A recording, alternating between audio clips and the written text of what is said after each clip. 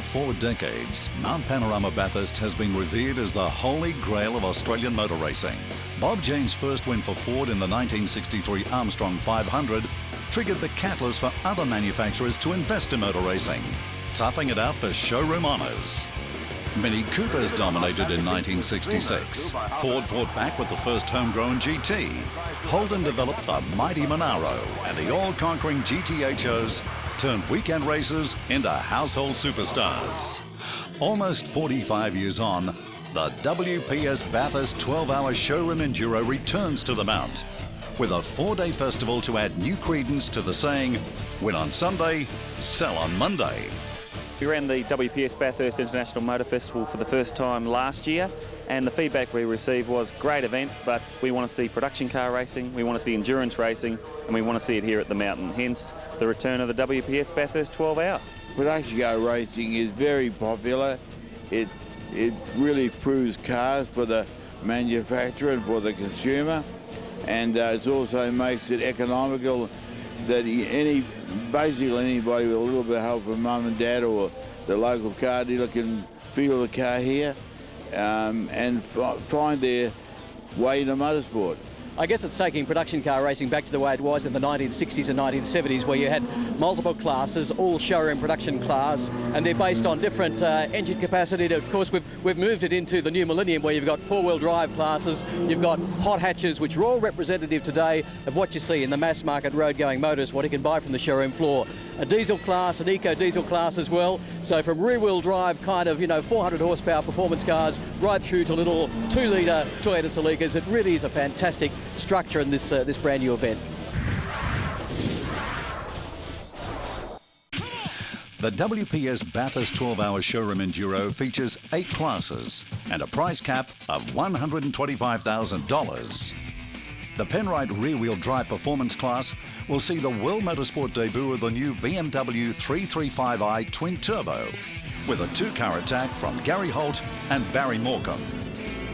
We wanted a car that was reliable for endurance racing, and the BMW, it's like the Porsches, mate. The Germans know how to do it, and so that's why we decided to go for a 2-car BMW team. Paul's a long-time friend of mine, and it's great for us both to drive together. And then Paul suggested Craig, and you couldn't ask for any better. Yeah, it was just an opportunity that came around with Holty and Paul Morris, and I must say I'm really looking forward to it. It's been a while since I've run a BMW around here. In fact, I think the last time Morris and I held a trophy for a while and then had to hand it back. But we've been working hard on them for such a short period of time of having these cars on the track, so far so good. The Ford FPV Typhoon from Robinson Racing Developments is also expected to be a strong contender. Yeah, the Typhoon is quite a good car. It's obviously just a production-based car, so it's not like what I'm used to in a Carrera Cup car or a Formula 3. But look, it's good fun. The guys are a good bunch of guys to work with, and we're making some good progress. Fast Fours feature in the Sonex all-wheel drive class, with a 2-car Subaru Motorsport entry headed by Subaru World Rally Championship top gun Chris Atkinson. It's a big change, but it's also nice and relaxing here as well. A bit of fun and good bunch of guys, good crew, and looking forward to it. Teamed up with Cody Crocker and Dean Herridge, 2 guys you rallied against in the ARC just a few years ago. Yeah, it's going to be an interesting combination of rally guys. We haven't done much circuit racing, but straight into it, the times are okay, and if we can be consistent for the 12 hours, that's what matters. It's great to be here. This is just such a fabulous racetrack, and I'm a silly old bloke, aren't I? I keep coming back for more punishment year after year, but it's such a pleasurable place to race that when I got the opportunity to drive these little Subarus here, I said absolutely. It's very exciting for us to come here. It's the first time that Subarus have been involved in a circuit event. As you're probably aware, over the last 10 years we've been into rallying, gravel rallying. And I guess after 10 years of phenomenal success, we were looking for a new challenge, so hence the reason to the move to circuit. We're pretty confident with our drive lineup and our brake usage, so just a little bit of excessive fuel usage, but if we can just keep to a rhythm, I think we should be right at the end. We're all here because we love it. All the guys in my crew are here because they love it, and at the end of the day, we do it, it's a passion, so it doesn't matter how long the day gets or how long we're here, we just keep going to the finish, and hopefully we'll be there at the end. The WRX STI will go head-to-head with 4 Mitsubishi Evo 8s, with plenty of race and rally experience in the driver lineup. Yeah, we're in, it's a four-wheel drive turbo Mitsubishi, and we're in Class B, I think it is, but it's it's an outright car, so we're looking to try and win the race. I think we're a pretty good combination, but we've got a very good pit crew too. Very good combination in the pit crew, and that's the basis of our car. Coming up, we look at the other classes making up the WPS Bathurst 12-hour showroom enduro field.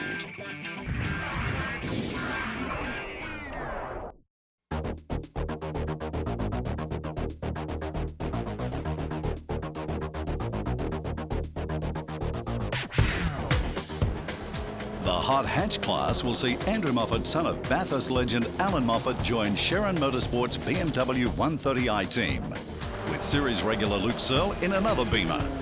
Travelling with a great name on your shoulders there, a great racing legend, and your dad Alan Moffat. What sort of pressure does that put on you? Not really any pressure. It's a bit of an asset. There's a lot of good advice coming out of my dad, and a lot of things that have gone wrong for him over his Bathurst career. He's given me a long list of things to look out for, so it's very helpful. They've got a good setup. The only problem, we're having a bit of trouble working out how much fuel we can use. Other than that, the car's going really well. Tyres are lasting, brakes are lasting, everything's going well. The new Mazda 3 MPS is also expected to surprise, along with the Holden Motorsport entered Turbo Astra, featuring a stellar cast behind the wheel. Us boys are having a lot of fun. It's really an enjoyable place to come back to, and when we can come back twice in a year, it's even better. And to drive a little Astra around here, it's a whole lot of fun. It's just about flat all the way over the top till you get to our Skyline. So really good fun little car to drive, and it should be fun to do 12 hours in it, or 3 in my case, 3 in Jason's, 3 in Dax. Well, it's probably fair to say it's not quite a V8 supercar, but look, it's a real fun car to drive. Haven't been in a front-wheel drive car for a long time, and it really is stable up over the mountains. So we're really confident that we can be, good for the class win, but maybe not overall. The WPS Bathurst 12-hour showroom enduro is also round 1 of the Shannon's Australian Production Car Championship. Previous 12-hour winner John Bowe will line up for Ford in an XR8. But the lighter XR6 Turbo is also well represented, along with the Walden Commodore SS. It's always, I think, a privilege to race on this track. It's one of the best racetracks in the world, I reckon. So any opportunity you get to drive here, I always try and take, and that's why I'm here. It's a really good event. Has a lot of significance to the motor industry, I think, and hopefully it'll grow in stature as the years go by. The Mini Cooper S returns 41 years after it first won Bathurst. Trevor Keane giving the Flying Brick its 2007 race debut at Mount Panorama. The Osborne Motorsport 2-car Celica team, Conroy Motorsports Integra, Gary Manel's BMW, Ian Sharon's 120i, and Jim Hunter's non-turbo Subaru will fight out the production hatch and micro coupe classes. However, plenty of interest surrounds the new diesel class, with Alfa Romeo and Holden Motorsport chasing eco honours. Well, all Alfa Romeos are beautiful cars. We selected a red one. In fact, it's a former company vehicle for one of our executives at Alfa Romeo Australia. So we commandeered it and asked one of our dealers to look after it, Thompson Alfa Romeo at Parramatta. And we've done very little to it. It's just been terrific. 17 litres per 100 Ks. Fuel economy, and probably the most friendliest car here for vehicle emissions as well. Yeah, it was a bit of an effort. We got a couple of cars that are just basically production cars off the shelf and had to make them into race cars and bring them up here. So it was never easy, but it's always good fun to do. It's a tough circuit, isn't it? It's a very tough circuit. I mean, there's no way where you can really simulate what this mountain does to a car. So when you get a basic road car like we have here, and you put them through all the tests and the turns and all the ups and downs, it's very difficult to simulate it. So it's hard to work out what will and won't break. So. The Bendon product will be put to good use, with Formula 3 star Leanne Tander heading up the glamorous all-girl lineup, driving the new Astra Diesel CDTI. I think it should be good. Everybody's from an open-wheeler background, which might make it a little bit trickier for them to get used to the car, but they're all very good drivers, and that's what I think is really good about this team. We're not just novelty girls in a car. Yes, we're all in pink, but I think everyone's here because they're great drivers, and I think that'll show with our results on Sunday. Being given the opportunity to participate in this, I definitely put my hand up. I personally think I do have a bit of experience, so it wasn't so much a learning curve for me. This is more just, I guess, a fun time. Over in New Zealand we've got no real females racing anymore, and it's a shame because, you know, females are just as fast as males, and it's disappointing, but it's good to see that females over here is quite strong. The fact that all four of us really do want to be the best at what we're doing in our respective classes means we've sort of got, you know, we've got a common factor, and we all sort of have been able to get on and communicate well, and hopefully throughout the rest of the weekend we continue that.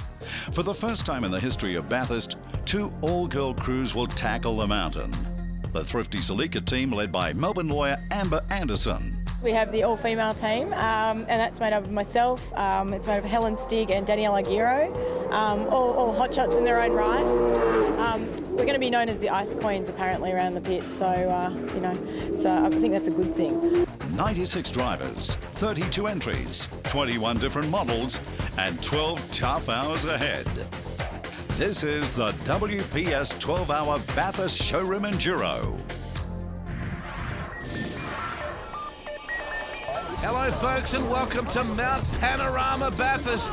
A massive crowd, plenty of interest in this incredible 12-hour showroom enduro event thanks to WPS and Richard Crowell. Look at that for some talent. A whole heap of driving talent lined up, over 90 drivers getting set for the start of the 2007 WPS Bathurst 12-hour showroom enduro.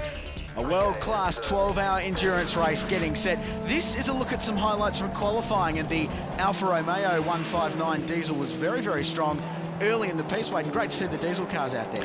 Yeah, it's not quite as fast as the other diesel though. The all-girl Astra qualifying team did very well, 4 seconds faster. What a myriad of different cars we had. The RS Impreza was the fastest in this category, and of course Osborne, Bates and Roken, the quickest in E-class. Very, very strong team, the Colin Osborne run, Toyota-backed Toyota Celica's. In the production sports and touring sedan class, D class, it was Commodore all the way. The sole Commodore in the field was quickest, and happened to beat all the Fords as well, Wade. Yeah, C-class, the hot hatches saw Searle and Kelly always going to be quick, but Moffat, Russell and Juniper always quick as well. B-class was the domain of the Sonax all-wheel drive performance cars. Quite a few of them as well, and that traditional fantastic battle between Mitsubishi and Subaru was really looking set to be very, very competitive. Bob Pearson's car didn't go particularly well early on though, recovered from that to qualify 8th. Rick Bates took the wheel of the Hughes, Bates and Gazzard entry and stormed to the top of the charts with an excellent time that surprised everybody. And he was looking particularly good for pole position until this man, Paul Morris, jumped behind the wheel of the BMW 335i twin turbo and took pole in the Penrite rear-wheel drive performance class and overall by just over 0.2 of a second.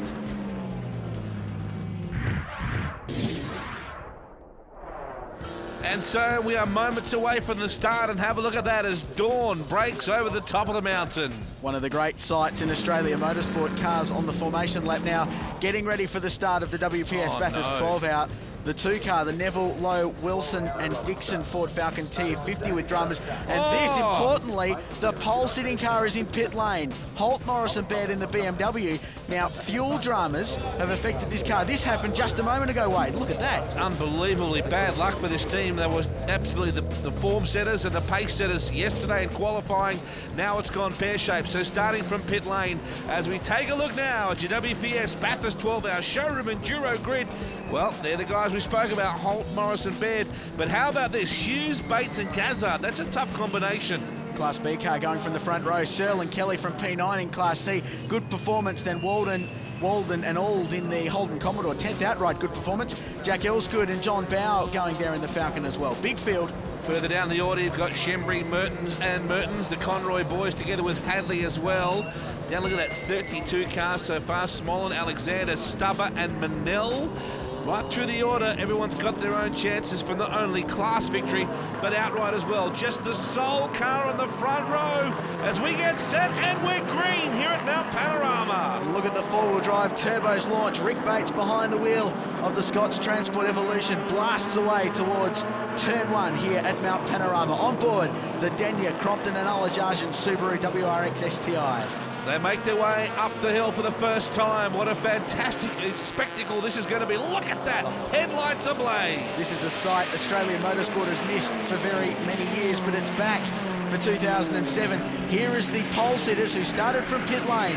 Paul Morris behind the wheel of the BMW. And he has got a long, long way to go to get back out in front where he was supposed to start the race. Not wasting much time cutting through the field, though, as they go onto the Alpha Bridge towards Caterpillar Corner. Very busy up Cars Guide Straight they are. He's just flinging cars aside with reckless abandon. Into Cat Corner they run. This is a formidable combination. Look at the speedo off to the right as well. Climbing, climbing, climbing as they climb the mountain. Towards Reed Park for the first time. This will be a long race. Drivers need to take it easy on lap one, settle into a rhythm. On board the Alfa Romeo, the 2.4 litre diesel, 159 car driven by Booker Ronaldo, and the boss of Alfa Romeo Australia, David Stone, up through tyre power cutting and towards the top of the mountain. It's amazing how many people have gotten behind this concept, not just on a race car level, but on an administrative level as well. Plenty of manufacturer interest. They make their way through right now. This is going to be a wonderful event. It's going to test man and machine like never before. How cool is this site? Production cars running over the top of Mount Panorama at Easter. The Subaru's in there in the Class B competition, the Sonax all-wheel drive performance cars class, and into Falcon Tyres Elbow for the first time. As a guide for you, the last 12-hour race here at Mount Panorama in '94, they completed about 260 laps, something like 1,600 kilometres. We can use that as a guide for today's motor race. Holden Skyline has never been quite so daunting, has it, when it's absolutely pitch black. Look at that, the magnificent lights of Bathurst in the background as they head down. Oh, heavy braking here. Cars all over the circuit as well. A busy time for the BMW 335i. Lights flashing there from Paul Morris as well, using all of the road. Past the Mini Cooper, I'd suggest he's inside the top 15 already after the first lap. So this Eastern Creek Karts BMW, it's a twin turbo car. This is the worldwide racing debut for this entry. Climbing, look at that. Through the GMC bridge they run. Has anyone told these guys it's a 12-hour race? Oh, well, I hope they know. 12 hours to go, or about 11 hours and 58 minutes now. Through WPS Corner and onto the WPS front straight. One lap in the books, Wade. Only something like 258 to go. Gee, with the reckless abandon with which that BMW was approaching, we ride on board with Bobby Pearson, a man who's done a few laps around most motorsport circuits throughout the country, and certainly he'd be loving this dawn conditions at Mount Panorama. And I think he'll be loving the fact he's in a four-wheel drive turbo Mitsubishi, a car with plenty of miles and plenty of experience at this racetrack, and a pretty handy tool to have to go endurance racing with. This is the 2007 WPS Bathurst Showroom Enduro.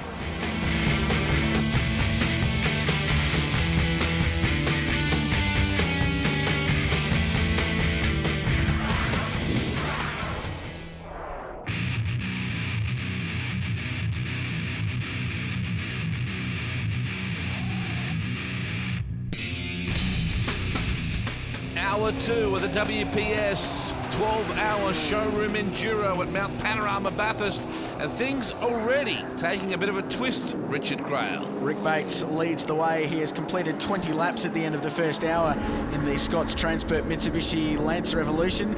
Incidentally, the Sonax all-wheel drive cars leading. In fact, they've got a stranglehold on the top four positions in the race. Mark King second, Neil Crompton third, and Chris Atkinson, the World Rally star, in fourth place. Completing the top five, a great charge through the field. Paul Morris in the BMW leading the Penrite rear-wheel drive performance cars. Trouble in pit lane for the 14 Hankook tyres Honda Integra Type R. Magnificent looking car, very well turned out. Geez, spirited battle right here. Gary Dean with a spirited charge through on the Walden Commodore.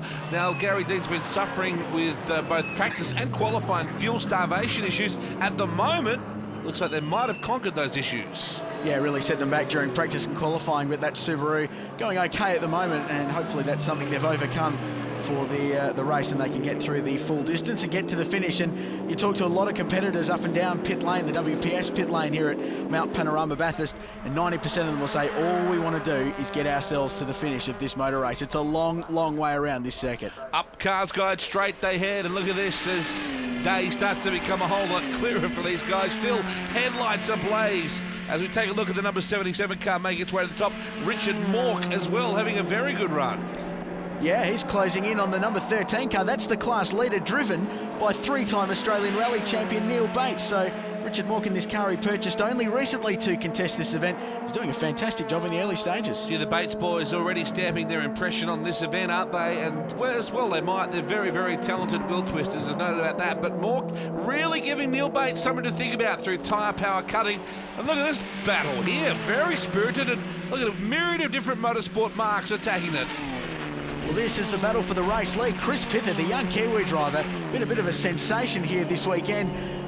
He wrangled the lead away from Rick Bates in the Mitsubishi Lancer, but Bates has taken it back into Caterpillar Corner, so the Mitsubishi is back in front. The BMW has lost the race lead. Just behind them, though, is one of the Subarus as well, and that car being driven at this stage of the motor race by Neil Crompton, a man who needs no introduction. So a great dogfight for the race lead here, the second of the Subarus, driven by the all-rally combination with Chris Atkinson behind the wheel just behind. So this is a 2-hour sprint race so far, Wade. New Zealand very well represented too, Rich. There's no doubt about that.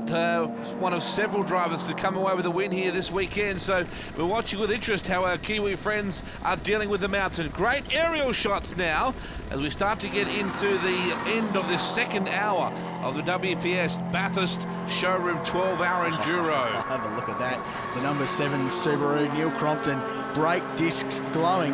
Now, Chris Pither, we believe he's having some brake dramas and slowing down. Brake dramas, I think, possibly for the Subaru as well. Huge glowing discs, and Pither is slowing down. He's just been passed by Chris Atkinson in the 98 Subaru, the second car, driven by an all-rally driver combination.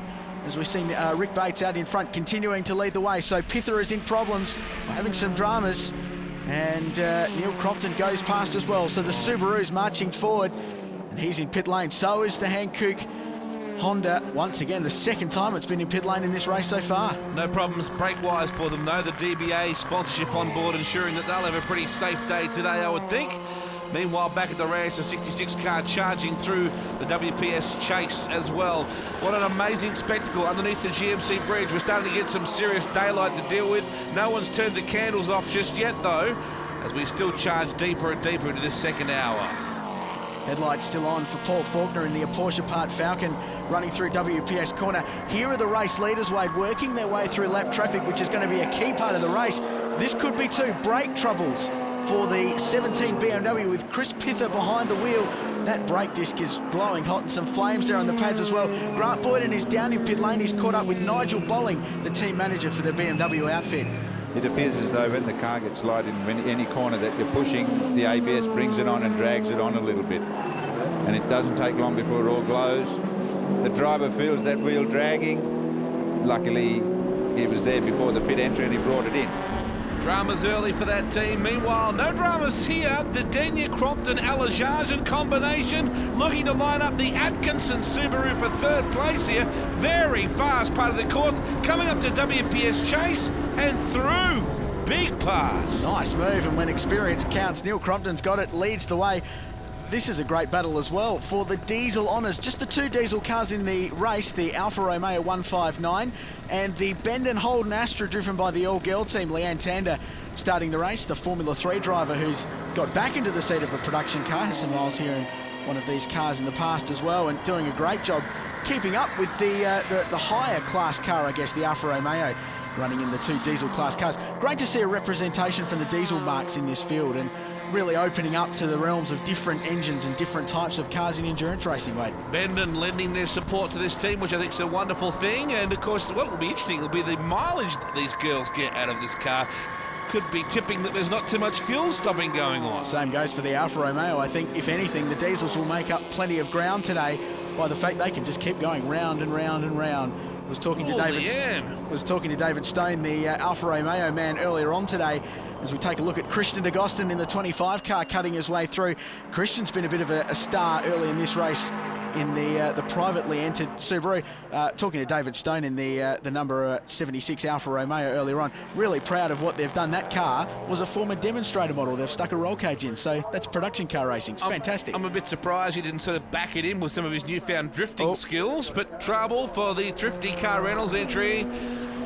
the second of the Alan Shepherd-owned Thrifty Car Rentals entry. That's the all-girl team, and we suspect it might be Amber Anderson behind the wheel, who gets around on Porsches most weekends. Yeah, and this car shared with Danielle Aguirre and Helen Stig this weekend, second all-female team. Great to see the participation. Dramas with the right front, I'd suggest, judging by that shot. Looks like it's about to peel the Yokohamas right off the side of that rim. Let's hope that they can get the car back to pit lane and get it worked on. Now that's coming into Sanyo corner, turn 1. They've got to go all the way around to the WPS final corner to get into pit lane. That's 6.213 kilometres they've got to do on what is essentially 3 wheels. That's not good news. A couple of the Class D entrants in this sort of field as well. Beautifully turned out. Chris Sexton-owned XR6s making their way out here as well. Dennis Cribben and Alan Letcher are duking it out at the moment. Good to see Cribbo in the race. Bit of a change of pace for him after some V8 Ute racing. There's the Robertson Racing Developments Typhoon. Now, this is a battle for the podium positions at this stage in the race. The two Subarus going past the Century 21 racing entry with Jack Elsgood behind the wheel, another V8 Ute racer, incidentally. His teammates are production car racing Chris Delsma and multiple Bathurst champion John Bow, the V8 supercar driver in his final season, back in the production cars and really loving it. It's a pretty potent lineup of the Century 21 car, that's for sure, but they've got some Subaru issues here into Falcon. You would hope the Falcon doesn't get past it. Falcon, that'd be unfair in itself. Second in Class D at the moment, the Elsgood Century 21 car, owned of course by Chris Delsma and driven in the Australian Production Car Championship side of things. Here comes the Subaru and blowing past. That's the rally driver's car that it's been referred to all weekend long. Jack. The starring performance, bit of horsepower there. No. Dramas for the race leader. Bob Hughes is in pit lane. Let's go down to Grunt Boyden and find out what happened. Yeah, well, I was got into the car, and when I got into the pit lane here, they stopped me. There was a bit of an overflow of fuel. Apparently, the fuel was coming out of the overflow. For some reason, we're not too sure. They stopped us, and we amended the situation. We lost a couple of laps. What a devastating result for Bob. He'd be very disappointed. Here is the C-Class entry of Luke Searle and Peter Kelly leading Class C. No one's surprised about this. This is a wonderful combination. They battle it out each and every time they get together. Now, here's the great-looking car as well, the 88 entry. This is Class F, the production Micro Sports and Coupes entry. Jim Hunter in the Jim Hunter suspension RS Impreza leading the category at the moment. That's the RS model non-turbocharged car as we go on board the Conroy and Hadley Honda Integra up through Caterpillar corner. Oh no, dramas for the 91 car. Have those fuel problems come back to haunt them? The Truffle Group Innovative Catering and Events entry of Dean and Rubus crawling, and literally crawling. It's going to bring out the Kia Magenta safety car, and the yellows are on. Now this is a key part of the race as well. The first major stop, the number 7 Subaru has come in, the B-Class car, and they've changed drivers. Grant Denyer now in the hot seat, taking over from Neil Crompton. Now we've had word that race leader Mark King has had some dramas. He is down in pit lane, so let's go down and find out what happened. Little Subaru was in the way, and I guess I ran offline and must have picked up some debris on the wheels and lost front end grip, and unfortunately I was a bit of a passenger and hit the wall, so a bit hard on the guys. It's the way it is, I guess. Phenomenal job by the TAFE crew out the back there, though, to get it back out on the circuit. Oh, mate, look, it's fantastic. It's all hands on deck. I think it's about 2 hours and we're back out there now circulating, so that's fantastic, and great to the other two drivers.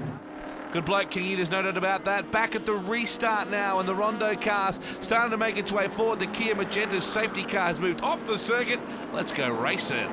Grant Denyer behind the wheel of the number 7 Subaru leads the way for Team Subaru Australia. This is the kind of result they would have liked early in the motor race as they invest themselves into production car racing.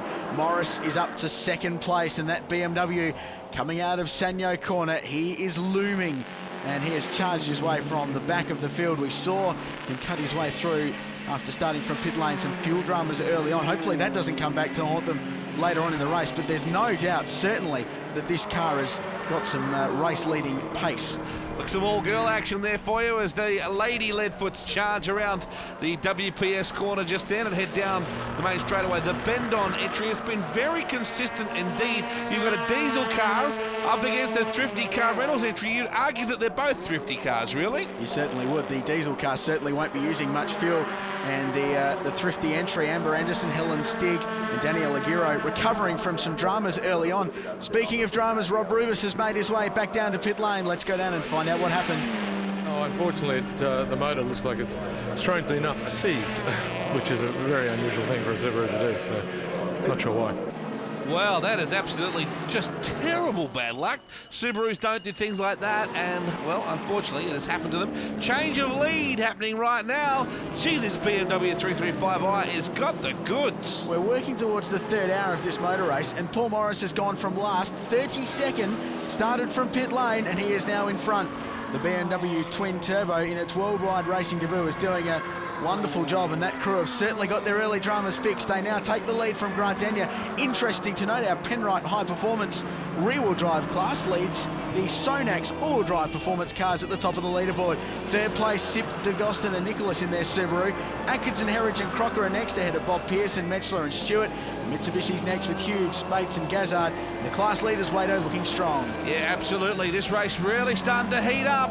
You're watching the Bathurst 12-hour showroom enduro thanks to WPS.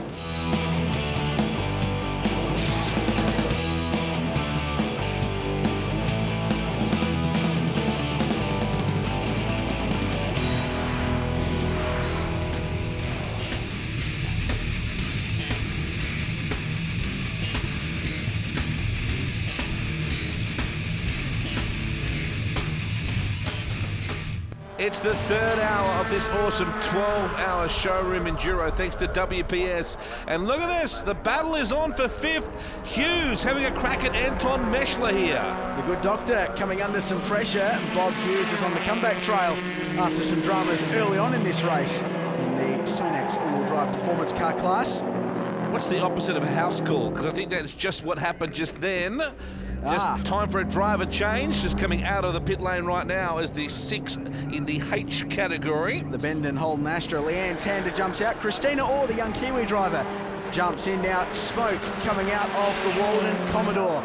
Class leader for a good chunk of this motor race, and now they've got some dramas. Isn't it great to see these manufacturers getting right behind it? The Subaru entered WRX, the Subaru Motorsports, Holden Motorsports, so many people, manufacturers getting right behind it. It's obviously an important part of the landscape, the future of motor racing for this event to survive and to thrive. We're on board with Peter Conroy now in the Honda, coming across the top of the mountain through Cars Guide.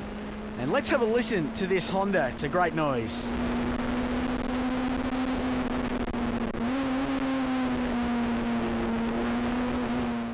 He worked Holden Skyline very nicely indeed then, through Kia. Oh, Walden, and it's a differential that's the problem. That is going to be a brutal blow. Certainly is. Thumbs up from the driver. Chris Piffer is in pit lane in the Barry Morecambe-owned BMW, the sister car to Gary Holt's entry. It's all happening down in pit lane. One man who's had a strong opening stint is Dr. Anton Matchler. He's down in the garages. I can see the strategy of the various teams on the track. Subaru just trying to make it to the end. A couple of guys trying to pick up the pace, maybe use a bit more fuel, but keep on the lead lap. We're sort of in between, which may be the answer. At the end of the day, I'll see. Well, he's happy and he's busy, that's for sure. We go on board with Brad Lowe. Finally, this car gets to do some decent laps. Speaking of busy, Brad Lowe. Absolutely, he's been doing all sorts of stuff as well, V8 Giants and Formula Ford, and now, of course, here at the WPS Enduro, and this is going to be some time for him to get some decent laps in. They've struggled for the first hour with gearbox issues. Driver change situation in the 25 entry. Sip is now in the car, in the Subaru. Great opening stint from Christian DeGost, and the Alfa Romeo is in pit lane as well. They've had a strong run, and this will be very much a case of top up the petrol and refill the oil, I guess, in the diesel. Searle and Kelly, these guys will be solid all day. They're a formidable combination, even when they race against each other on the weekends in production touring championship action. The PWR car stands out. Oh, big oil down here. That's the Mork entry, the Gulf Western Oils car. Now, it's got some issues. Wasn't long ago we saw them dicing for the class leading Class E. Dramas. Speaking of issues, Car 7, Grant Denyer, sporting some damage on the front of the Subaru. Yeah, must have had a problem, has stuck it into the wall there somewhere. This is the onboard camera now of Denyer, Crompton and Alajarjan. And you can just see Scotty Anderson there at the front saying, come on, fellas, let's get going. We've got to get back in this race. Scotty tying this factory Subaru Motorsport team together this weekend, looking after the two cars, and they've been doing a pretty good job. We caught up with Grant Denyer to find out what happened, where he made contact with the wall. Grant, a slight issue under braking. Tell us about it. Speeds are pretty high here at at Mount Panorama Boydo. Having no brakes is a bit of a rough one. I knew my legs were short, but I thought I could at least reach the brake pedal. We had one corner into the chase where it went really long and went to the floor but stopped. I went, gee, that was a bit scary. Came around to turn 2, nothing. Absolutely not a whisker. So we're doing 240 k an hour. I went for the handbrake. She had a wobble. I could wash off a little bit of speed, got it turned in, but I just washed out towards the exit of the wall and just pushed the panel onto the tyre. So we pulled it off. It's superficial. We're backing away. Got some new pads in it, different brand that isn't having the same problem in the other car. So it's a shame because up to that point you were right up there at the top of the field and absolutely flying. Don't rule us out yet, mate. It's only 8 hours to go. We'll be back. The car is really good now that we know that the other car has a better brake pad on it. We've now got that brake pad on it, and there was like a sliver left on the brake pads that we had, like just an absolute minute paper thin amount of contact. So we've improved the package. We'll keep going forward. We've got a good experienced team and it's a fast one. And look, Neil Crompton and Chris Alajarjan are quick steers around the mountain. Might have been pushing just a little bit extra too hard, that man, but nonetheless we're back on board. Peter Conroy here. These guys have had a busy time of it in the Hancock entry. As you said, it does sound magnificent as it makes its way through the WPS chase right here. Well, brakes are going to be a story of today and easing its way through the WPS chase, and unfortunate for Grant with total brake failure there coming into Caterpillar Corner, but that car will live to fight another day, and I'm sure it'll be an outright contender. Back on board with the Hancock Tyres Honda. It's been putting in a fairly consistent performance so far. The Porsche Part Falcon is in pit lane as well. If you're just joining us, this coverage of this magnificent 12-hour enduro, it's a wonderful event. It's really starting to get a toehold in the Australian motor racing scene, and there's something like 8 categories here today, 90 different drivers. They started at 5:45 this morning, and aren't they cranking it out at the moment? The supercharged batteries Alpha on board at the moment, making some good speed. Bretherton getting out of the Mini Cooper S a little bit before and putting Trevor Keane in the car, and V8 supercar driver Tim Slade, the young South Australian driver, will jump in that as well. The Alfa Romeo, these guys said earlier in the weekend, they've only got one major problem. The car's so quiet they can't hear it. Well, it's doing a nice job through Holden Skyline at the moment. Beautifully turned out car. Engineering on the Alpha, magnificent. Here comes the bend on entry. Bit of diesel power for you.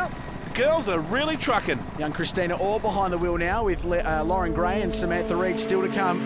Here is our race leaders. Gee, this car is looking strong. Also looking strong is the Mini Cooper S, and we went down and talked to Andrew Bretherton.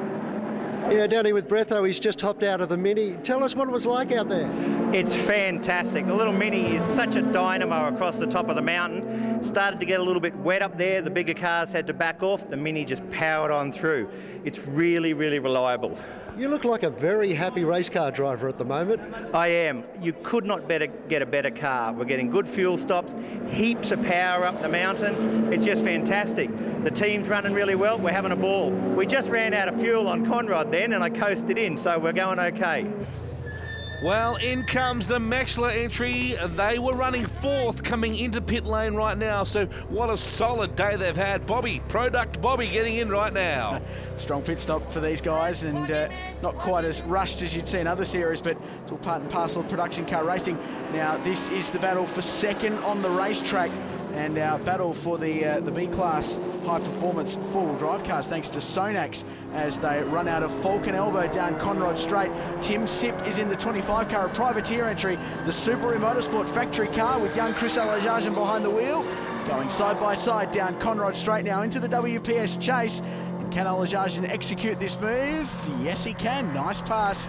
The Chris up to 2nd. Yeah, no shortage of ability or ambition for the Chris. Great to see Subaru Motorsport on board now. The Atkinson, Heritage and Crocker entry. Atkinson recently in the Nürburgring 24-hour event, so he knows all there is to know about enduro racing these days, and that will aid him well in today's event. Tryhorn in all sorts of trouble, has got himself some dramas just after the WPS chase there in the Porsche Part Falcon. So disappointing for him. The Briffa Smash Repairs Mazda in some dramas as well. They pushed it right to the back of the garage. I see Grant Boyden advancing in there now to catch up with Lenny Cave. Lenny, what's up with it? It feels like with these new tanks and all this regulations, we've put tanks with foam filled tanks. It looks like we've picked up a bit of foam, which is blocking a fuel pump. that fuel pumps, cut our pressure down. We're now limited to 4 or 5 grand. That'll all rev to. Good team that. They deserve better than the dramas they've got there at the moment. Now the Alpha is just flying. It's just gone into the lead now in the diesel category. It's a great car. Certainly is, and just past the all-girl Astra. And there's the Searle and Kelly BMW 130i that continues to run around quite ruthlessly in C-Class. It's a machine, this car. Just continues to lap very, very consistently, and a very experienced crew putting the miles under the belt in C-Class, looking to take that win. And they'll be in the Australian Production Car Championship full-time this year with a 2-car team. You know, short of bowling down to your local dealer and taking a test drive, this is not the best way to check out. You're in the market for a new car. This is the way to check how it runs over 12 hours. I think you're right. Handling, power, economy, it's all being tested to the absolute limit. Nigel Barkley is the man in charge of the Astra girls. Grant Boyden is with him right now. A little bit of a problem going on. I know the 12-hour hasn't been around for a while, Nigel, but we're going back in time here. You're holding out pit boards. What's the issue? It seems Christina can speak to us, but she can't hear us, so we're just giving her a couple of ideas to try doing a different channel on the radio or something like that. Yeah, the first one said button 2. There's a number of, obviously, buttons on the steering wheel. Now you're looking at earplugs and the connection, apparently, to the helmet. Yeah, it's just the obvious little things to make sure it's nothing silly and we can fix it and keep her communicating. She's doing a really good job in the car. I think it's her first long-distance race ever, so naturally enough, she's a little bit worried if she can't hear what's going on. Let's take a look at your Yokohama outright placings at the moment. Atkinson, Heritage and Crocker are doing the job in the Subaru. In fact, 3 Subarus at the top of the sheets right now. 4th place. The current class leaders see, let's look at F-Class. Hunter, Bossy, Williamson and Windsor in the Subaru are doing a great job. With the Alfa Romeo leading Class G, and in H-Class, the Holden Astra Diesel. This is the WPS Bathurst 12-hour showroom enduro. This race is getting good.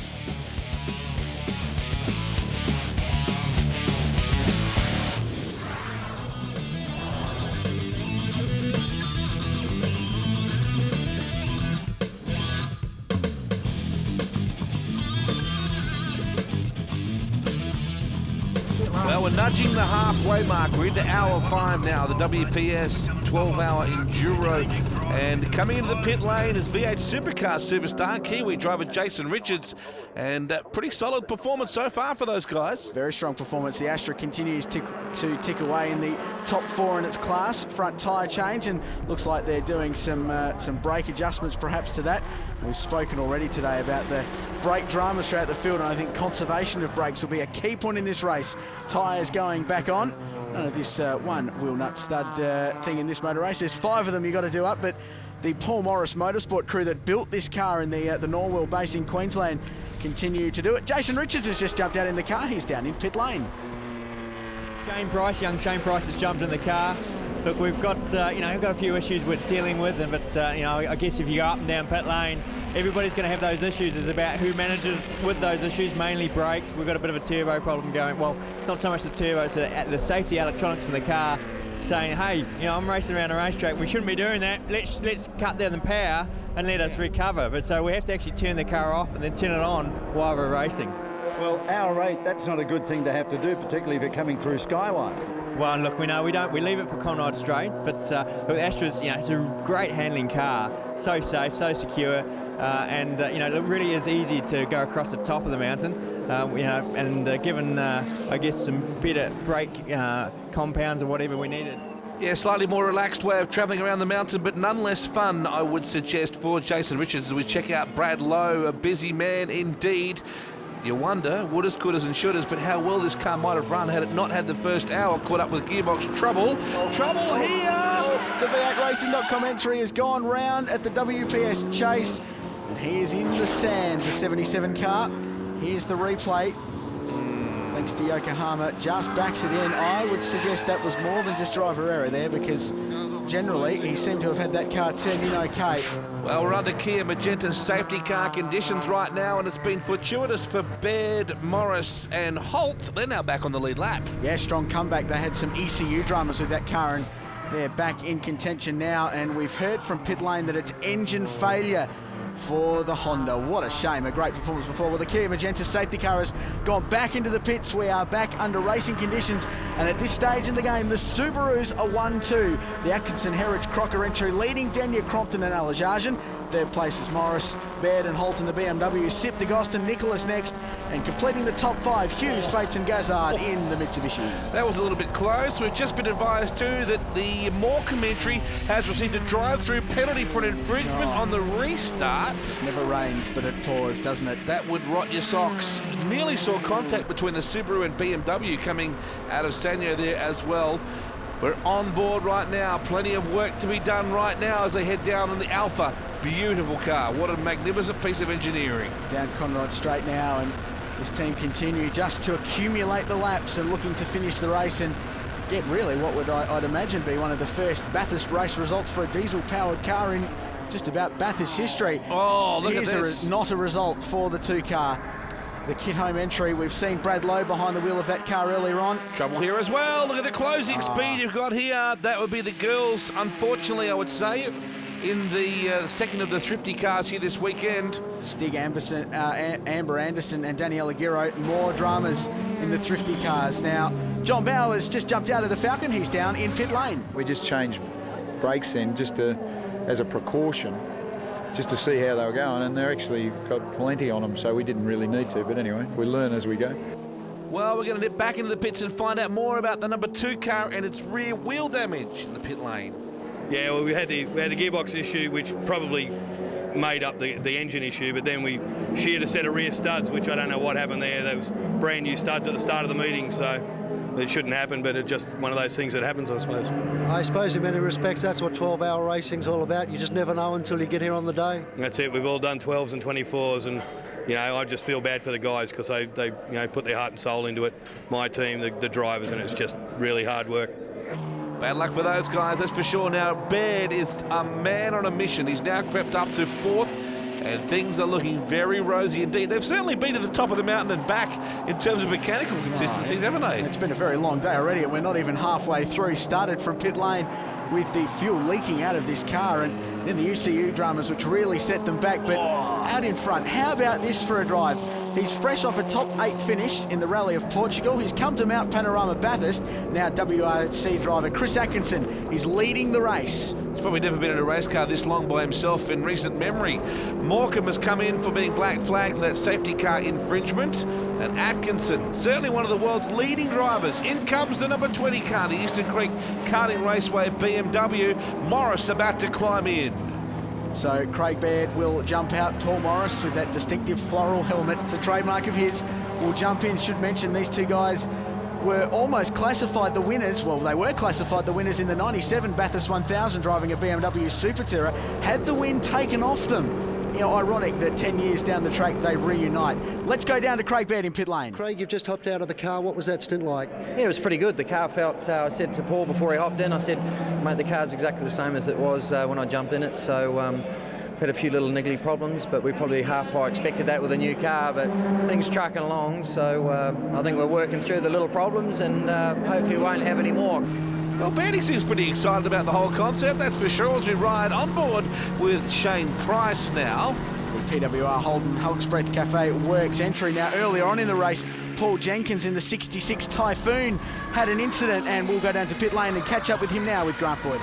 Yeah, well, a tough weekend for the 66 car. Things looked promising early on, but it didn't turn out that way. Paul, can you tell us what happened out there? Yeah, at the dipper, I really regret it. I clipped the corner on the left-hand side, just barely touched it, and it was enough to send me across the track. And I collected the right side. Again, it doesn't look bad, but if you put the impact right on the driver's side front tire, it bent up some things inside, and just a heck of a way to end the day. Disappointing result for those guys, that's for sure. This is a great car too. The Moffat Russell Juniper entry through tyre power cutting. We head right out to the wall, losing all the racetrack. Tell you what, this is a pretty strong driver lineup as well. Lots of experience and the youth in there as well to get the speed up. Hey, the Mazda 3 MPS, the Shepherd car, the thrifty entry is back out on track too. Great to see them rebounding from their fuel dramas earlier on. Yeah, a wonderful combination this, and a great little car too. Let's go down to the pits and speak to Mr. Mork about the damage to the 77 car. yeah, when I got the car, I went over to Alan Shepherd's place from Thrifties, and he was good enough to sell me a lot of old broken bits and pieces, and I thought, seeing I'm coming to Bathurst, I'll throw something together. So I threw all these bits together, and this is the result of it. It's got no power, and it's a bit of a shocker, but we got it going again. And, you know, with any luck, I think the base timing might be out. The motor's never been run. It's just made up out of all... Well, they almost used to blow up a few of them, because I had a lot of blown up bits and pieces at home, and I thought, well, rather than not come here with an engine, I'll come here with a spare engine. So I just threw it all together. We never put one new part in it. And, but it's running, and it's going. It can make you or break you, the 12-hour, can't it? And here's another example of that, a safety car infringement for the BMW. Now in comes Denya Crompton and, of course, the Alajarjan connection. Crompton behind the wheel, jumping out. Grant Denya jumping in, so a driver change there. Dramas at the top of the mountain coming on to Holden Skyline. The Thrifty car is gone. Spin, spin, spin. That's a huge lose. Very lucky not to drill the concrete the other side in Holden Skyline. Let's have a look at it again. Through Cars Guide, sweeps a little wide, gets the tail out, goes to gather it back up right behind the Hankook car. Great vision by the cameraman there to pick up the action as it sweeps right, and then into the dirt and hard goes the 72 car. Gee, they've been in the wars today, haven't they? They keep soldiering on. There is the Kia Magenta safety car out because of the Thrifty entry, stuck in the sand at the top of Mount Panorama. Driver change now for the Ryan Trimble Fawcett entry as well, so very busy in pit lane. Gee, the Typhoons look fantastic, don't they? Michael Trimble jumping in Carrera Cup this year and out of a Formula 3 car last year, so he's doing well. And we should mention that our classes in E and F, they're doing a great job as well, Wado. Well, the Kia Magenta safety car is on the circuit now. Richard, what a magnificent looking vehicle. And certainly when it comes to standard safety features in the market under $30,000 across Australia, this is without a doubt the best on the market. And you can understand why, with all those safety features, Kia have agreed to become the safety car of the WPS Bathurst 12-hour.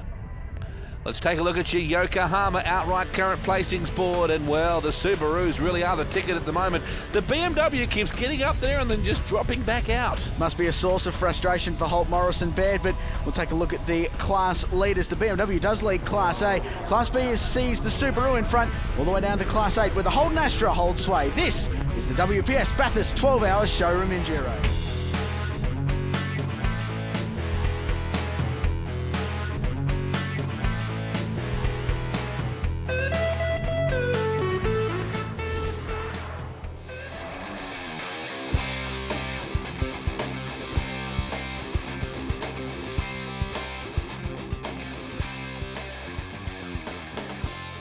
Well, this is it. Really starting to heat up at the top end of the leaderboard right now. Baird, enormous pressure being applied to Denya for second place. Well, we're into the second half of the motor race now, well into hours 7 of the 2007 WPS Bathurst 12-hour. Out of Sanyo Corner, up Mountain Straight, Cars Guide Straight here at Mount Panorama Bathurst. And there is the passing manoeuvre. The BMW continues its seesaw.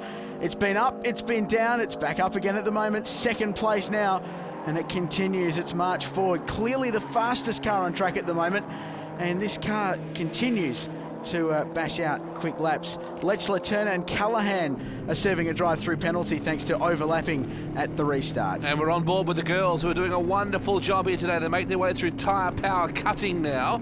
Samantha Reid behind the wheel there in the Bendon Holden Astra, the works-entered car. The Paul Morris Motorsport crew done a great job building this car in a reasonably short amount of time to get it ready for the race. This is a bit of a tight little cluster right here. Hughes and Metchler having the big battle for 5th position as they scramble across the top of Holden Skyline right now. As always, the Evos just look fantastic and do the biz. They do everything well, the Mitsubishi Lancers, and they're having a great little battle. So drop down over the top right now of Kia Motors Magentas. Into the VB dipper. And the battle continues. One of the great aspects of this race that we've seen pan out all day is the battle between the Mitsubishis and the Works Subarus, the Subaru Motorsport entries, and that's a battle we're normally used to seeing on the rally, on the dirt roads in the rally series. But here at Mount Panorama, both holding their heads high. Oh, look at you can see the damage that's been sustained to the back of the first of the Lancers just then. Here is the number 7 entry once more of Denya trying to close back here on the 38. So a bit of headlight flashing going on here. Looks like our driver in the Subaru is none too happy. And you can see just in front the 25 car in the the Class B Sonax all-wheel drive performance cars entry, the Tim Sipp, Christian de Gostin entry. They've been one of the quiet performers here with Scott Nicholas behind the wheel as well this weekend, sort of hovering around the top 5 or 6 throughout the race, and really good performance from the privately entered Subaru. Into the cat corner they run once more. You know, this is a great advertisement for any manufacturer to say that you can punish cars like this off the showroom floor effectively for 12 hours. There's the headlights again. So there's obviously a bit of an indication that we'd like to move out of the way here and let us get through. Great shots across the top of the mountain here. It is one of the most daunting places in Australian motorsport as we take a look at the Falcon XR8 of Jack Elsgood, the hustler from the V8 Ute Series, John Bowe, V8 supercar driver, and one of the rising young stars, I think, in Australian motorsport, especially after his performance so far, young Chris Delsma, who runs in the Australian Production Car Championship. Oh no, the Bendon Astra is at the sand, in the sand at Wright Patton Shakespeare Corner. The Astra has gone in at the chase, and speaking of going in, Atkinson, Herridge and Crocker are in pit lane for what looks like to be another one of their many pit stops throughout the 12-hour race. Scotty Anderson just standing off to the right, team owner, who's a very clever man when it comes to these strategies. So everything's just nice and casual, boys. You got time, just putting the fuel in now. I just wonder what happened to the Astra, because it obviously has ended up in a fairly precarious position there. Well, Samantha Reid was behind the wheel. We heard from pit lane just before that the car may well have shut down on Samantha. That would have lost a good portion of steering and brakes, so may well have been a circumstance out of her control. Oh, dramas for the second Holden as well. Said before, it never rains, but it pours, doesn't it? It's what endurance racing's all about. And that car in pit lane having some dramas. They generally don't service it in the garage if they don't have to. Let's go down to pit lane and talk to Shane Price. We saw you slow out there. What's the story? Look, I just seemed to lose drive to the throttle as such, and managed to roll all the way from the top of the mountain to here, which was lucky. So look, the guys are having a look at it now, and hopefully we can get it back out there, because you know it's been good fun and it's a good little car to drive, and we're going okay. So hopefully, fingers crossed, we'll get back out there. Well, he's a good character, there's no doubt about it. He took it in the chin as the Kia Magenta safety car makes its way off the circuit. Now the Hankook car is going to get a clean run down the main straightaway here. Certainly is. Paul Morris is there in the BMW, though. He is on a charge at the moment, and this safety car has enabled him to close the margin between the race-leading Subaru, driven by the rally drivers, and also, well, himself. And they come down the start-finish WPS straight into Sanyo Corner. Back under green flag conditions now. That Ford has been chugging along all day, hasn't it? The Century 21 car in Class D. You saw it earlier. We're talking about John Bowe, Jack Elsgood and Chris Delsma. Look at this. Up Cars Guide, they head. An enormous field. A lot of cars have survived. There's been some dramas, but you know what? They've all been repairable. And isn't that the difference with production car racing? You can get in there, swing the spanners and get the thing back on the racetrack.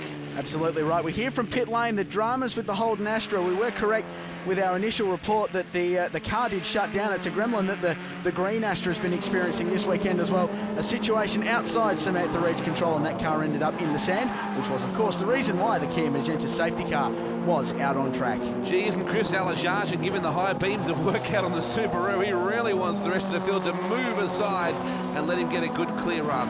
Incidentally, with Paul Morris getting past, that means Chris has gone a lap down, so the Subaru off the lead lap, and that's a crucial part of endurance racing. You've got to stay on the lead lap of a motor race to keep in contention for that final sprint to the flag in the last hour of the race, but the BMW seems to be going strongly at the moment. That would be absolutely burning the Chris, and that's why he'd be pushing extra hard. This has been a very strong combination, hasn't it? Just watching then the BMW, was there something dropping out of the rear end just then? It was a little unusual. Some front end work on the Bendon car. So that's ironic. Something to follow for the BMW, but the Astra back in pit lane. The Paul Morris Motorsport crew going to pit lane. Great battle here for the well, between the Mitsubishi and the two Subarus, the work Subaru, the rally drivers there, putting the pressure on the Sipp and the Gostin entry. And a Falcon elbow, they worked their way just there. It's a good battle. You've also got Searle in there as well, just ahead of the Delsma car. Battles everywhere you can look. There are 8 categories racing here today. Plus, of course, everyone wants the overall good result. But gee, there's been some frenetic battles going on within the classes. Look at this, for example. Down we come towards the WPS chase. You've got an Evo right there in the middle of it, a couple of marauding Subarus in behind. Up the inside they move on the Hankook entry. This is like a 5-lap sprint at Mount Panorama, isn't it? Lap, what, hour 7 we're into now? It's amazing, isn't it? They're really cranking. Oh, it's back out. It's good to see the Astra is back out on track. Smoke coming from the back, though. This doesn't look healthy. Lauren Gray has assumed the wheel of this car. Oh, that doesn't look healthy at all. No. Might be a good idea to get it off the circuit at the moment, Lauren, because it's dropping a power of oil by the looks of things. What bad luck for the girls. They were certainly charging hard. Look at that. Another bit of smoke just there. The rest of the racers charge on, however. That's a big effort. Look at the smoke pouring out of the car. Wow. The team entry goes past, and that will bring out the Kia Magenta safety car once again, and it will also trigger a flurry of pit stops. Pit lane is very busy at the moment. Have a look at it. Plenty of activity going on just there. You see Gary Holt about to climb in. The boss man finally jumping into his own car for the first time today. Approaching the 8-hour mark of this motor race. You can see Nigel Bolling there, the team manager and an engineer that's been working with Gary for quite some time in production car racing. Paul Morris out, Gary Holt jumping in. A seat adjustment. Paul Morris substantially taller than Holty. And there's Lauren out of the car, and the Surrey side of the bend, and Holden Astro ends its inaugural diesel campaign. A real shame for the girls. Time to take a look at the Yokohama scoreboard. The WPS Bathurst 12-hour showroom enduro. The BMW back out in front now with Gary Holt behind the wheel. Then it's Atkinson, Herridge and Crocken. The second Subaru, Denya, Crompton and Alajarjan. Yokohama current class leaders. How about it for Class E? Osborne, Bates and Roken. You've got Elsgood, Bauer and Delsmut in Group D. We're approaching the 9th hour. We still have over 3/4 of the field running. Plenty more to come.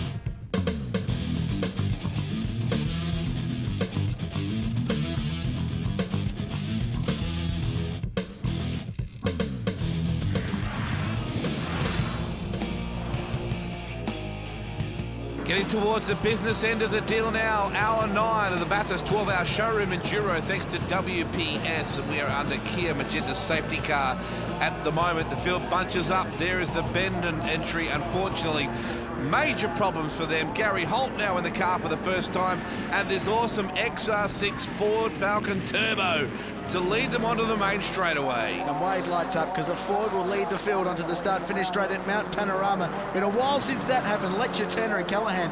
Gee, they're doing a great job. These two cars, well, there's two of them here this weekend, recently completed for the sole purpose of running here this weekend, and then hopefully a campaign in the Australian Production Car Championship. So great performance. Oh, that was mighty close for Gary Holt in the BMW up the inside of Sanyo Corner. What's been amazing about this has been, apart from the fact there's been no carnage whatsoever, really, to speak of, is how mechanically sound everybody has been. They've had some niggling dramas, but nothing that hasn't been repairable. And look at this, we've got almost 3/4 of the field, in fact more than 3/4 of the field, still going, and we're at hour 9 of this 12-hour enduro. When you consider that something like 12 new cars were built before this race meeting, it's a wonderful testament to how well they've been put together, isn't it? And take the Alpha, for example. That was an ex-demonstrator car that they've bolted a roll cage and a racing set into and gone motor racing, and a true epitome of production car racing, really, isn't it? This will be a big one. Subaru up the inside. Lauren Gray is back in the pits. Let's catch up with her right now. Lauren's just come back in. You might be able to tell us what is the official verdict. The official verdict is, unfortunately, it is over. The guys are going to have a look at the car shortly, and we'll try and figure out what it is. But look, there was nothing that we could do. I sort of had to pull over on Mountain Straight, turned off the ignition and the kill switch, and unfortunately it just kept smoking. So there was nothing that we could do. You gotta love Lauren. She's a sweetheart. Look out! There's trouble for the Mork car. The engine swap has not been successful. The transplant has not gone well. It's rejected the organ. No, they put a replacement engine in this. A wonderful effort, the true spirit of endurance racing to try and get it back out, but it hasn't worked. Dramas as we take a look at the battle for, well, what is a crucial battle for the Crompton Subaru, who goes past Gary Holt and gets himself back onto the lead lap. Now, this is what we were talking about earlier in the race, about how crucial it is to be on the lead lap of the motor race going into the final stages so you can fight for the win. And Neil Crompton's been able to do that. Holt not quite able to show the pace of Craig Baird and Paul Morris. Live wire, West Aussie Paul Stubber driving the Gary Manel BMW, the third car in your picture just there. The number 11 entry is leading its class, And looking a little bit further back, the 10 is second in C class at the moment. Stubber, a noted gas man in historic touring car action. I wonder how he's enjoying his trip around the mountain today. Not quite so sideways, I'd imagine. No, he wouldn't want to wash off too much speed there, but you have to drive to suit conditions, that is for sure. Now, there is one of the leading Subarus. Where's the BMW? Well, it looks like Atkinson has passed Holdy for the lead. There it is there. Well, change of the lead. The lead changes continue. In the WPS 12 hour, Chris Atkinson is leading a race at Mount Panorama Bathurst. He's led World Championship rallies. Now he's doing it on tarmac. There's the Australian Motor Finance drive time number 9 in Class C, the Moffat car. This is a massive result for them at the moment. What we haven't seen a lot of is the Searle Kelly operation. Dramas with the brake pads in the Searle car, and they've lost a stack of time apparently, and that's a real shame for them. These Sharon cars apparently not quite prepared to the same specification as the Searle car, and they've had a good season of development on that, but still a great reliable performance, and as you can see, they are clearly in front of Class C at the moment. It's a very interesting team, this, the number 9 car. It's got a really interesting mix, as you said earlier, of a bit of youth and experience. Juniper out of the Porsche side of things. David Russell spent a lot of time with Proton Satrias and also some speedway racing. Here's the changeover. Crompton's come in, saying there's some issues with the rear wheels in this car. Denyer climbs in, soon to be the test dummy for that situation. They've been doing a great job all day, set back early, but they got themselves back onto the lead lap, which was vitally important. So driver change underway. Once they've done that, they might look at going and changing tyres, although tyre wear in these cars not necessarily a huge problem.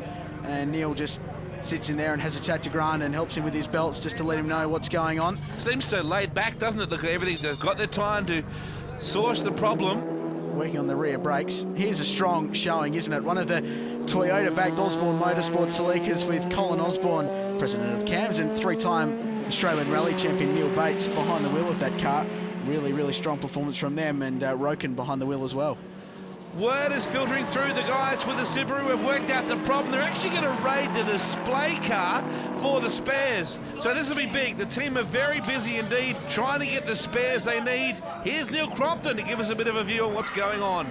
An issue with the rear wheel bearing in the car. When did you first notice there was an issue?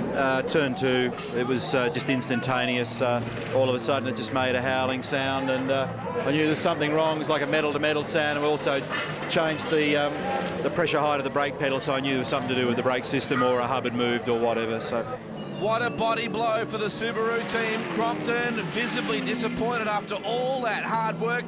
Get themselves back on the lead lap and be approaching 3rd and possibly 2nd when that happens. The Production Sports and Touring Saloons here in Class D going at it. This is 1st and 2nd in class. There are a few laps between these two cars, but the Delsma Bow and Elsgood car hovering in and around the top 10. Now the Subaru back in pit lane. The boys are going spare here. Let's catch up with the driver, Grant Denyer, and find out if it's more of the same.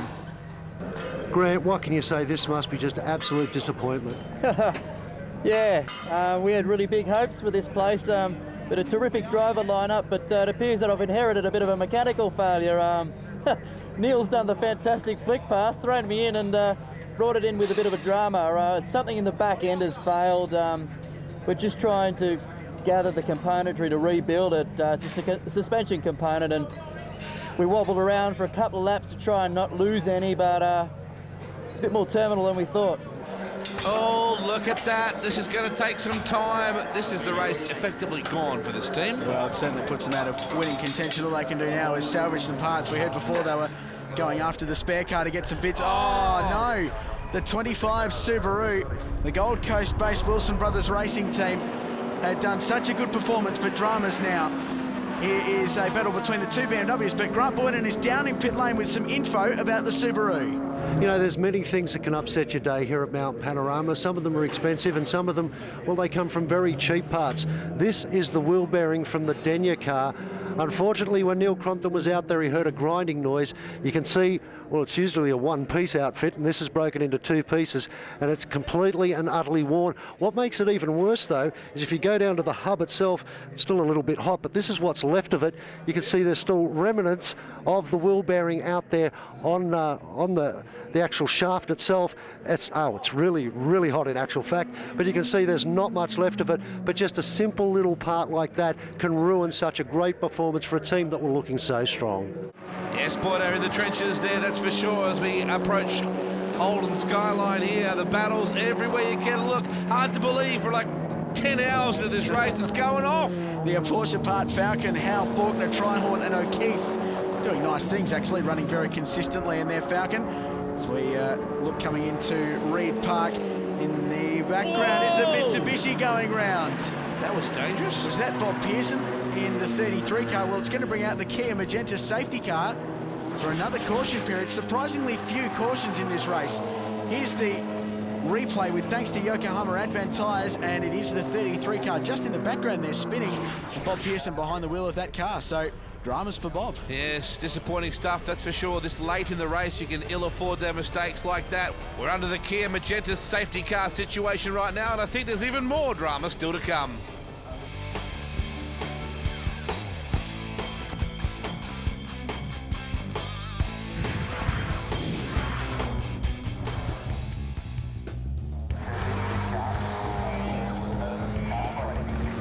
Business end of the deal now, folks. The WPS Bathurst 12-hour showroom enduro, and we are into the last 2 hours of this phenomenally grueling event. Still, the BMW, it's been to the top, to the bottom, and back again. It's currently leading outright, but have a look at those Subarus right behind it. And in the class battle as well, BMW's currently holding point in 3 classes. So a pretty good day for the German manufacturer. Here's the Robertson Racing Ford Typhoon. They've done a really good job today. Consistent, if not blisteringly fast, but you don't necessarily need to be blisteringly quick in an enduro race. No, consistent will be better all day, every day. The Delphs Macar just back there, the Century 21. Cooper's Pale Ale car also there. And there is the 10C car as well, travelling particularly well in this C class, which of course, hot hatches. It's the Dean Grant entry, also backed by Mark Sweeney and Mark Eddy. Yeah, Wade, we should mention that there's a $125,000 price cap that has been placed on entrance for this motor race to ensure affordability. Most expensive car in the field is the 3-litre twin-turbo straight-six BMW 335i of the Gary Holt and Barry Morecambe cars, as the Scott's Transport number 15 evolution of Bob Hughes exits pit lane. Yeah, these guys have had a wonderful day so far. It's been busy, but it's been fun. Let's catch up with Bob. Where are you at in the game plan? Are you happy with your position? No. To answer your last question, we had a problem where we lost 2 laps early in the piece, but racing's full of them sort of stories. But we're running about 4th or 5th, so yeah, it's better than coming 6th or 7th. It's a pretty battle-weary Evo, that's for sure. Here are the leaders. Just a quick spray down by the looks of things. And this has been a plan that's been up and down, but they still are at the pointy end if they can hold on, because second place outright is closing in. Craig Baird jumping behind the wheel. The crew going to work, making sure all the fuel goes in this car. They'll wipe it down. The team manager Nigel Bolling is there. They've got Bob Riley of former Mitsubishi Rally Art fame helping them out this weekend as well. Thumbs up, and they're wiping the fuel off, just making sure this car is okay, and they'll get back in the fight. Here we go, the 98 Team Subaru entry with Cody Crocker, another 3-time another Australian rally champion behind the wheel. He takes the lead. I love the way they've got the map over the top of the air conditioning vent at the moment, just to remind them of how easy the circuit should be compared to, say, running around in Turkey or something like that. Now, the BMW again, as it's had to do so many times today, has to play catch-up. And Craig Baird is behind the wheel. He couldn't ask for a better driver to go and chase down the race lead. That was the Subaru, the 7 car, back out on track. And there's the Mini Cooper. 41 years since Mini won Bathurst. Back in 1966, a Mini is back out there running inside, well inside the top 15, we should say. It's a phenomenal car too. It really looks the biz, and doesn't it have some speed? Speaking of speed, Denya has certainly found the bottom part of the pedal now as well, but they've got so much work still to do.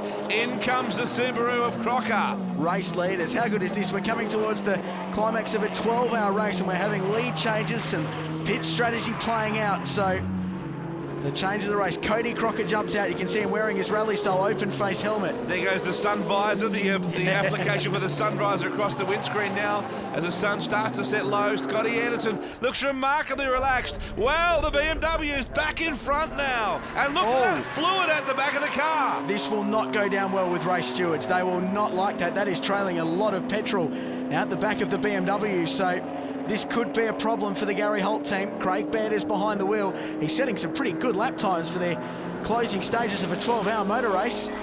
But with the Subaru in the pits, probably going to come out about 40 seconds behind. The last thing they need is to have a penalty. Here is the Rondo car, which has been through the wars as well in terms of penalties and things like that today as well. So the battle for third place at the moment. Yeah, Barry Morecombe, Barry Linton and Chris Pither rebounding from a 5-minute penalty earlier on in this motor race, Wade, where Barry unfortunately exceeded the maximum amount of time any one driver is allowed to spend behind the wheel, which is 3 hours. It was 5 minutes over, he got a 5-minute penalty. Look at this, a black flag situation for the Holt car. Unbelievable scenes. Let's go to the pits with Grant Boyden. Do you know what the situation is? I've got no idea. Craig had his wipers on and the commentators came over and said, well, there's fluid coming out, but... We know that we saw him down here in pit lane, obviously working the windscreen to try and clean it off, because he was suffering from sunshine coming up the start-finish straight. Do you think that's all it is? Well, yeah, I think it is, but we've got a black flag, mate. So, I don't know what's going on. Oh, Holty, he's almost spitting out the words, isn't he? You can tell he's irate. He's been in some pretty precious situations in his driving career, has Holty, but this will probably top them. Craig Baird slows to 50 k's an hour to bring the BMW into the pits on the WPS front straight, and he will cruise down agonisingly slow into pit lane. Well, look at all the fluid pouring for the rear of that car. That's what officials are certainly checking out. And Nigel straight to the rear of the car to check where it might be leaking from. Paul Morris too. They can see this race is slipping from their fingertips. It's been a good luck, bad luck kind of deal. Cam's official right down there on the spot. Look at it there. Sorry, but that is a damning replay. Yeah, it is, isn't it? And coming from the boot of the car, so we saw Nigel Bolling in there looking at the fuel pump and the fuel flow system in the boot. They're back out, but the big question is, where is the Subaru Motorsport number 98 car? Driven by the rally drivers, it's Dean Herridge behind the wheel. The closing stages of the race, there's less than an hour to go. What a climax to the 12-hour. Unbelievable to think we'd still be fighting it out in the 12th hour of this event. Here comes the Subaru. This has been a wonderful effort by the Rally Stars. Really, it's turning into a bit of a team challenge, isn't it, from different motorsport disciplines, really, as much as different motorsport marks. And there's the Mini, still charging hard as well. It's hanging on, isn't it? Doing a great job. Interesting to note, the Subarus played a little bit of a gamble, I guess, heading into this weekend. The rally driver's car was fitted with a Motec ECU. The other car, driven by Crompton Denyer, and Alajajan was fitted with a standard ECU. They found no more performance and worse fuel economy, so looks like Motec's the way to go. There is the Bal, Delsma, Elsgood, Century 21 Class D leaders in the pits at the moment with some dramas at the right front of the car. Let's go down to the pits and find out what's happening with Boydo. Well, Jack, a big stint for you out there. Yeah, no, I had a good time in the car, and the car handled really well. It was great fun. I think everyone's given each other a fair bit of courtesy out there, but in saying that, everyone's pushing it still pretty hard for a 12-hour race. You obviously had the last change of driver for this race. Yeah, I think Bowie will bring it home, so no doubt he's done that before and he'll do a good job. Plenty going on while Jack's in the pits, and these guys are starting to consolidate as well. Yeah, in the E-Class production hatches and sedan battle, the Colin Osborne, Neil Bates and Roken entry doing a fantastic job. Now, final lap, 1 to go at Mount Panorama. Beautiful shot into the sunset at Bathurst. Can the Subaru catch the BMW? Well, there's the BMW. It's quite a big margin. The final lap for one driver to haul in.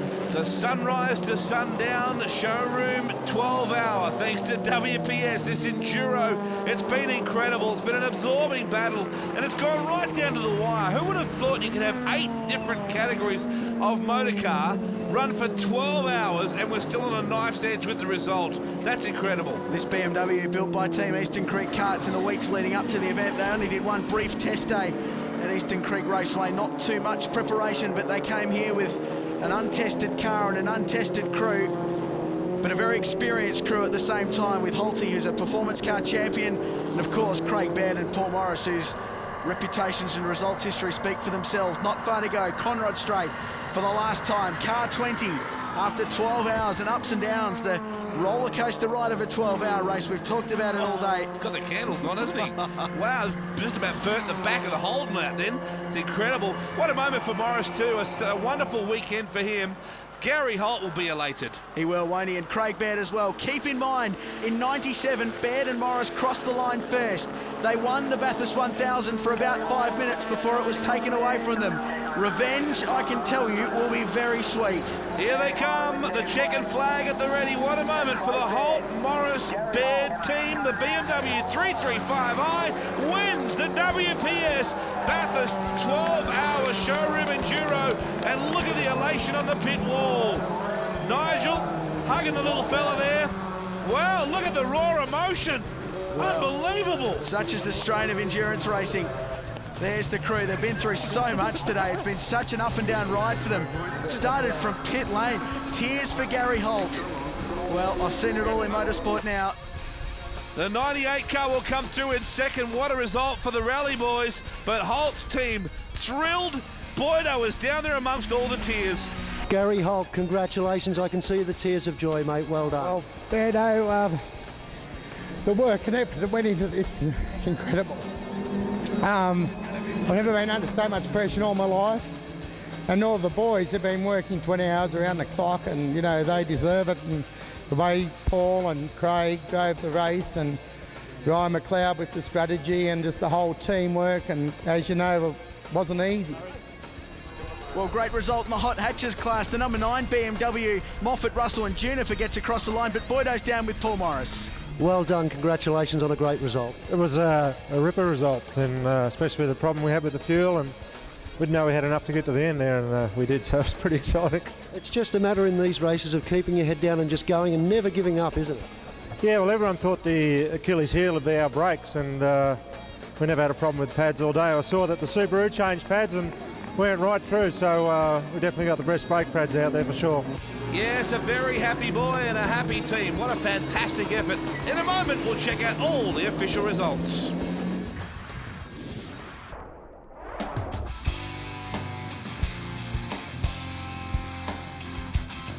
Well, the champions gather right next to the WPS flyover bridge right there. And aren't these teams satisfied? Let's take a look right now at your outright results. And the BMW stood tall above the Subaru Mitsubishi Lancer. A number of BMWs. It was really a BMW Subaru battle.